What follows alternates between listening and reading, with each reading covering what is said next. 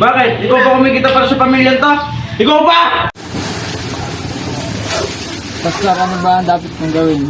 Bakit lahat ng pamilya ko'y nag-aaway-away? Pati na rin mga kapatid ko lalo lang sa buso. Anong dapat kong gawin? Alam mo, Hans, walang perfectong pamilya. Basta, magtiwala lang kayo sa isa't isa at malalampasan niyo rin ng problema ninyo. Higit sa lahat, sumamba kayo at magpanampalataya sa Panginoon. Feeling lang ba? Hello, girls! You look so You look so beautiful. beautiful tonight. Thank you. Can we join? Sorry, sorry.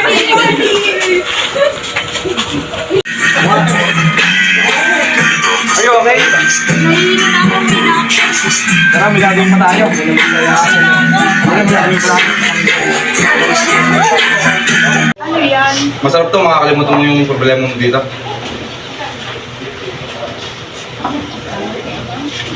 Ano ba yan? Ang aga-aga nag-aaway kayo? Ikaw naman bata ka, wala ka nang hiya. Magdamag kang wala, tapos uwi ka dito lasing? Lekin buhay to. Halika ka, punyetang bata ka! Mga magulang ko at mga kapatid, sa ating buhay ay madalas na nakakaranas tayo ng mga pagsubok. Ngunit huwag nating hayaang maging hadlang ito sa pagsamba sa ating Panginoon. Ang problema ay hindi masusolusyonan ng paggawa ng mga makamundong bagay. Kung mayroon tayong problema, lumapit tayo sa Panginoon. Ang mga ito ay hindi natin masasarili, ngunit masusolusyonan natin ito kung tayo ay lalapit sa Kanya.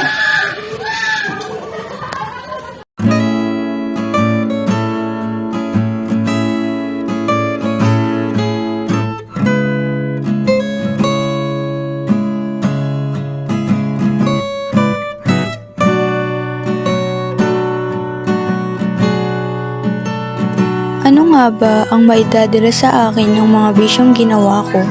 May patutungan pa nga ba ang aking buhay?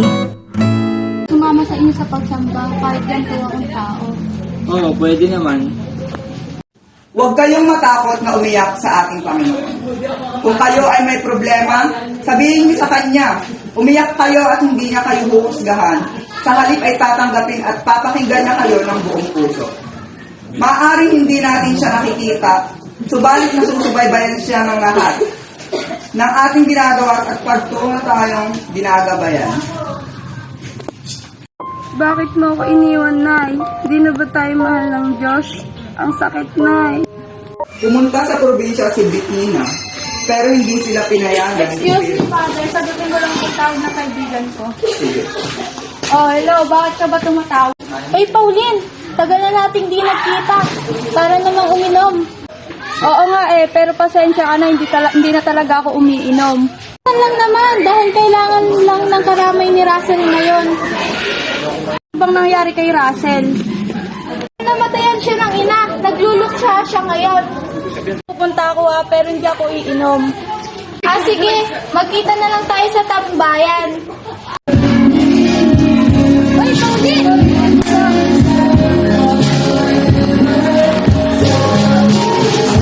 Russell, ano bang nangyari? Uy, kamusta ka naman? Okay lang yan, ganyan talaga ang buhay. Kaya mo na, i-shot na lang natin yan. Alam nyo, hindi mawawala ang sakit ng pagnilulusyo ang sarili sa alak. Pero may hinanakit pa rin siya kasi nararamdaman. May iba pa namang paraan para makalimutan na yan. Ang gagawin ko, masakit ang mawala ng isang ina. Hindi naman mawawala yung sakit na yan kung magpapakalunod ka sa alak. Halika't magsimba na lang tayo. Ayoko magsimba, lang pananampalataya ko simula nung mamatay yung aking ina. Tama siya. Mas masarap na lang uminom at gumala. Pero mas mapapabuti ang buhay nyo kung magsisimba kayo at ilalabas nyo lahat sa Panginoon. Siguro, ito lang yung binigay na pagsubok sa inyo ng Panginoon para kayo na mismo yung lumapit sa Kanya. Si Jesus, subukan namin. Tara na, ano pang hinihintay nyo? Mag-uumpisa na ang misa. Pauline, ano nga palang ginagawa natin dito? Sinama ko kayo dito para maintindihan na totoo sa atin ng Panginoon. Paano siya naging totoo? Kinuha niya si Ina sa akin. lubos kong pinasira yun. Alam niyo ba, hindi tayo bibigyan ng Panginoon ng pagsubok na hindi natin kakayanin. Binigay niya ito sa atin dahil may maganda siyang sitwasyon na ibibigay sa atin. Ngayon, Pauline, naintindihan ko na pasensya na kung lubos kong tinano ang Panginoon sa pagkawala ni Ina. Salamat sa iyo, kaibigan, sa pag-aya mo sa akin sa tahanan ng Diyos. Mas lubos ko ngayon natanggap ang pinagdaanan ko. Hayaan mo, Pauline, mas makikihalubilo ako ngayon sa bawat aktibidad sa ating mahal na simbahan. At ibabalik ko ngayon ang aking pananampalataya sa Panginoon at iiwas sa anumang bisyo. Tama. Sana ngayon mapatawad kami ng mahal na Panginoon. Pero simula ngayon ay sasama na kami sa iyo araw-araw na makinig ng mabuting salita ng Diyos. Tama yan, mga kaibigan. Dahil hindi tayo pababayaan ng Panginoon sa mga pinagdadaan natin ngayon, mas lalo niya tayong pinapatibay.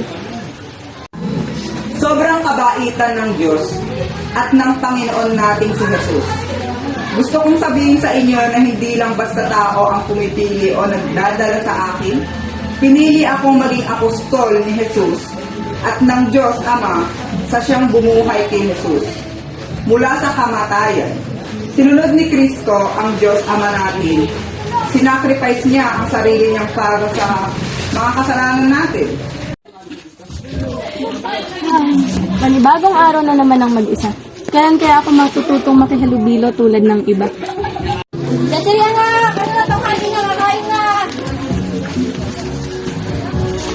Sige po, Nay. Pupunta na po ako. O, halika na. Sumunod na kayo dito. Kakain na. Bakit hindi ka sumama sa Kuya JM mo na marami ka rin makilala sa dito? Oo, tulad ko. Dahil na simbahan, nakilala ko si Hans at ang kapatid niya si Pauline. Sige, titignan ko. Ay nako, ayan na naman si nanay at saka si kuya. Palagi na naman ako pinipilit magsimba. Alam naman nila na natatakot akong makihalubilo sa iba dahil sa nangyari sa akin nung ako'y bata pa.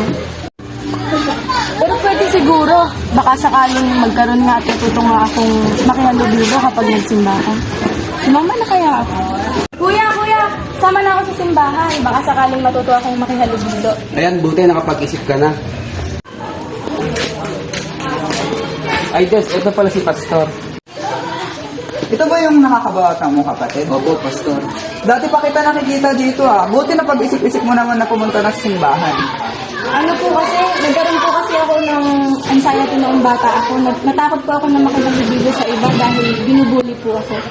Ganun ba? Pero huwag ka mag-alala dahil dito sa simbahan, libre lahat, pwede lahat, walang mag-judge sa'yo at walang na gagawa ng masama sa'yo. Ito po. Tara, sabay-sabay na tayo. Nung gumabi na, lumapit ang 12 tribes sa kanya at sinabi, paalisin nyo na pa ang mga tao para makapunta sila sa mga kanilang kabarangay at kabukilan, kung saan sila pwedeng kumain at matulog. Malayo po sa bayan ang lugar na ito. Pero sabi ni Jesus sa kanila, kayo ang magbigay ng pagkain sa kanila. Sumagot sila, 5 tinapay at 2 isda lang po ang meron kami. Bibili po ba kami ng pagkain para sa lahat? Tanong ito. Nasa 5,000 ang mga lalaking nandun. Sinabi niya sa mga disciple, paupuin niyo sila in groups. Mga 50 kada grupo. Pinaupo nga nila ang mga tao. Kinuha ni Jesus ang 5 tinapay at 2 isda. Tumingin sa langit at nagsasalamat sa Diyos. Pinaghati-hati niya ang mga ito at binigay sa mga disciple para i-distribute sa mga tao. Ang ganda naman ang damit mo. Salamat. Bakit ang tahimik mo? Ganito lang kasi talaga ako. Kapatid mo ba si John Michael? Oo. Kaya pala kamukha mo siya. Kaibigan niyo ni Kuya Hans Ay, hindi ko kasi alam Bakit parang ngayon lang ito nakita dito sa simbahan? Meron kasing isang dahilan na hanggang ngayon hindi ko pa rin masolusyonan. Pwede ba namin malaman ng Facebook account mo? Oo naman. Desiree Pajardo. Sabihin niyo na lang. Wala muna tayo. Sige.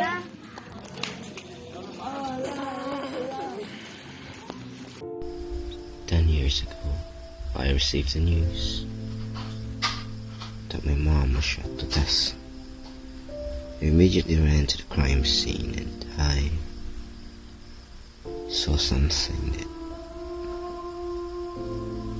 made me cry. Tears eventually fell out of my eyes. As my heart begins to ache, I saw a face of my mother. Mom? Of my sister. Wake up! Told me. You will be with me till the end. Say Ma. things clearly.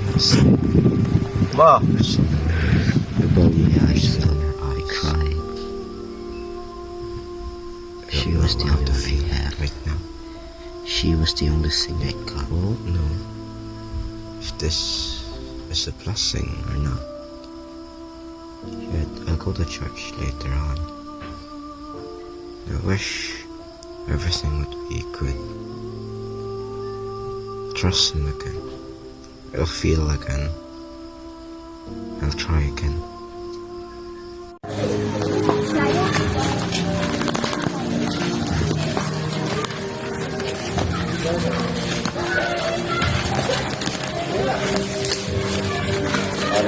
Okay lang. Silence po, attend po kayo sa gawain ng church ngayon. Alam naman natin na lahat ng pagsubok na nangyayari sa atin ay may dahilan. Kaya tayo sinusubok ay upang mas maging matatag at matibay. Wala namang pagsubok na hindi malalampasan dahil ang binibigay ng Panginoon ay ang makakaya lamang ng kanyang mga anak o makakaya lamang natin.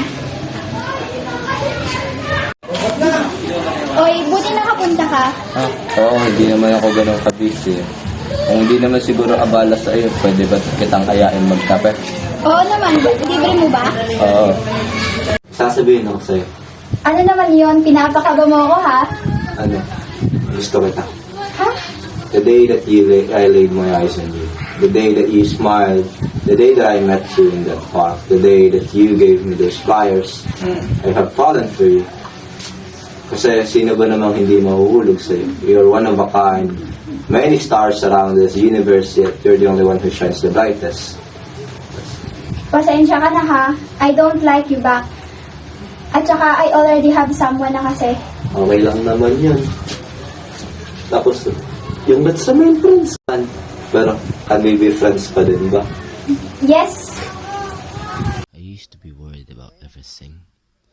Things that seemed meaningful are actually meaningless. I worried about life. I worried about what would happen if I let myself feel again. I thought I didn't deserve to. Then, without really knowing, I changed. I wasn't worried about what would happen if I lived. I was worried about what would happen if I didn't. What I would miss. I worried about not remembering all of the moments, all of the places. And that's because of her. Because she taught me how to wander. She taught me that you don't need to climb a mountain to stand on top of the world. And even the ugliest places can be beautiful, as long as you take time to look. And she told me it's okay to get lost, as long as you find your way back home. Nawa tayo ay maging masaya at maging mapayapa sa piling ng Diyos. Amen!